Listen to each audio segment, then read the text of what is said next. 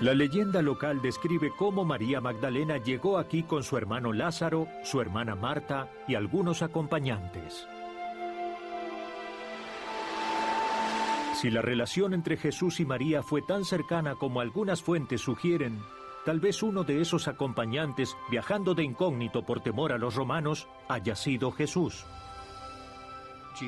Jesús pudo embarcarse en Cesarea u otro puerto pequeño sobre la costa siria para comenzar una nueva vida.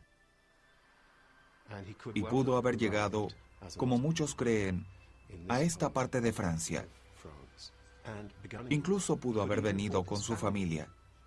Estas historias podrían tener fundamento histórico.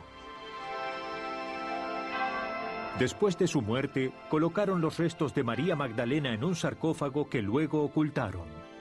No fue sino hasta 1279 que lo redescubrieron y construyeron esta basílica para custodiarlo.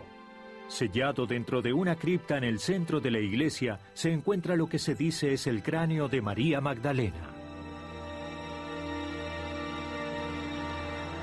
La idea de que Jesús fuera al sur de Francia puede parecer descabellada.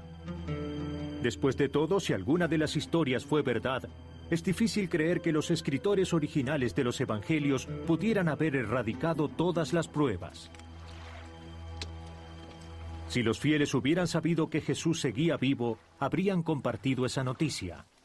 Y seguramente habrían esperado que en el futuro Jesús regresara a salvo. Y la prueba de esa esperanza debería figurar en alguna parte del texto original. Los discípulos esperaban que Jesús regresara. Esperaban lo que se conoció como el segundo advenimiento. Y no necesariamente regresaría por obra de un milagro. Jesús desapareció definitivamente.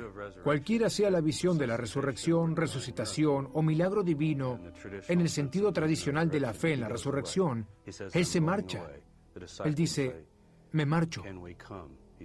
Los discípulos preguntan, ¿podemos ir? Él responde, no. Yo regresaré.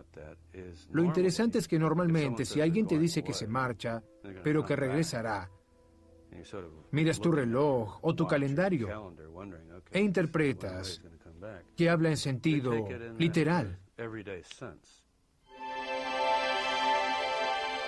El concepto del segundo advenimiento en el día del juicio final se creó después de comprobar que Jesús no había regresado en ese sentido literal. Pero si Jesús decidió abandonar Palestina, Francia no parece ser el destino probable. Después de todo, era una colonia romana. Algunos afirman que si Jesús sobrevivió a la crucifixión, su prioridad hubiera sido escapar de las garras de los romanos. Creo que Jesús abandonaría el territorio. Y debemos preguntarnos, ¿hacia dónde fue? Si miras el mapa, Palestina se ubica en el borde oriental del Imperio Romano. Si marchas hacia el oeste, ingresas al corazón del territorio romano, donde hay 15 legiones estacionadas alrededor del mundo.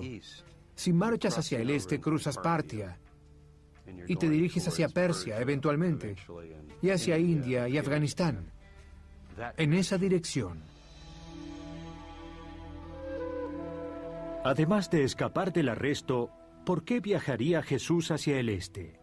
¿Y cómo llegaría allí?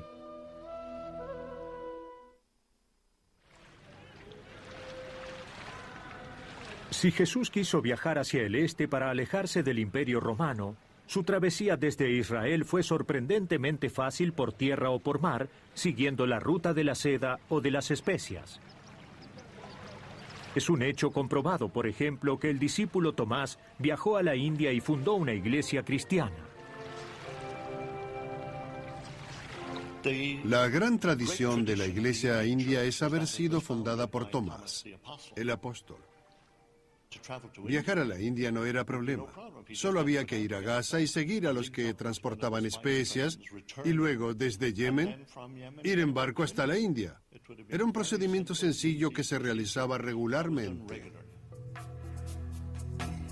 Hay otra razón por la que Jesús pudo querer ir al este. Pero para comprenderla hay que regresar al año de su nacimiento.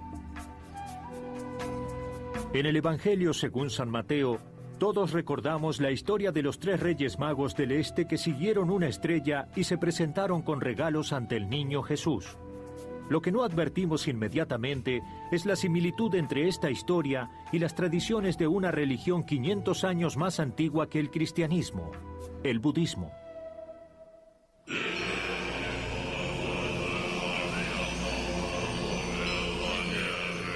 Cuando muere un gran santo budista o lama, los sabios consultan a los astros y realizan travesías extraordinariamente largas para hallar al niño que es la reencarnación del lama.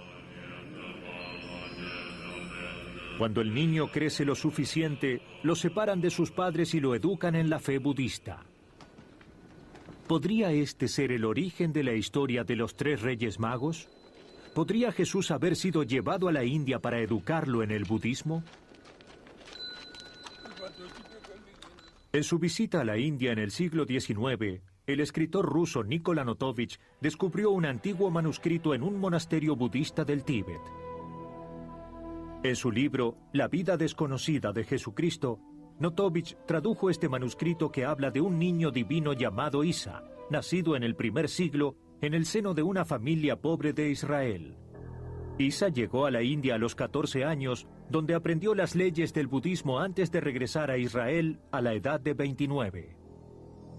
Esta idea explicaría el hecho extraño de que entre los 14 y los 29 años no haya registro de la existencia de Jesús en Palestina.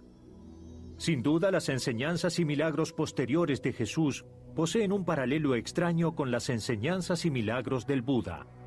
El amor al enemigo y la idea de que el humilde heredará la tierra no tienen tradición en la religión judía, pero coinciden con el budismo. Y se sabía que el Buda caminaba sobre el agua y alimentaba milagrosamente a cientos de discípulos con apenas unas migajas.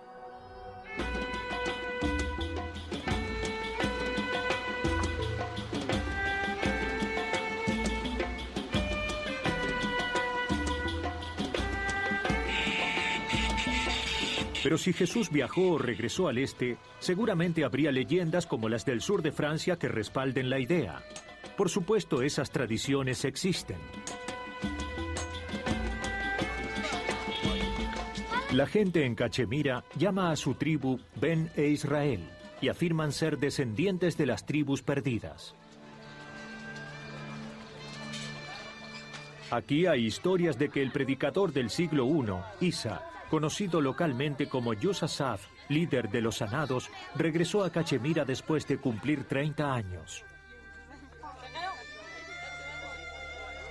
Aquí se ve fácilmente que el ministerio de Yusasaf puede ser la continuación del ministerio de Jesús.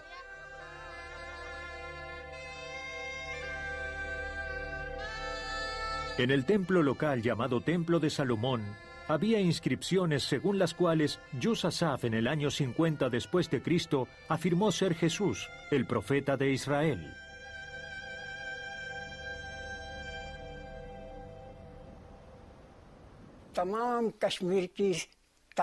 Los libros de historia nos dicen que Yusasaf vino del extranjero. Él era profeta y mensajero. Llegó desde Israel. Vino a difundir sus enseñanzas. Vivió y murió aquí.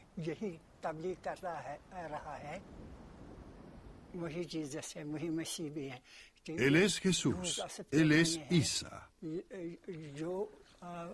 Yusasaf significa sanador.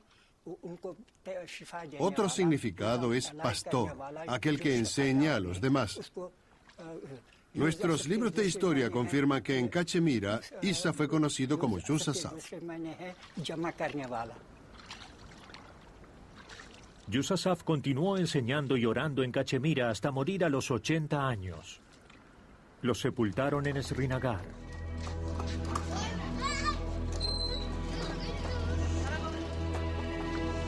Y dicen que esta es la tumba de Yusasaf. El primer edificio erigido en este sitio data del 112 después de Cristo. Ahora es un sepulcro compartido. En el siglo XV, el islamita sagrado Sid Nasiruddin también fue sepultado aquí.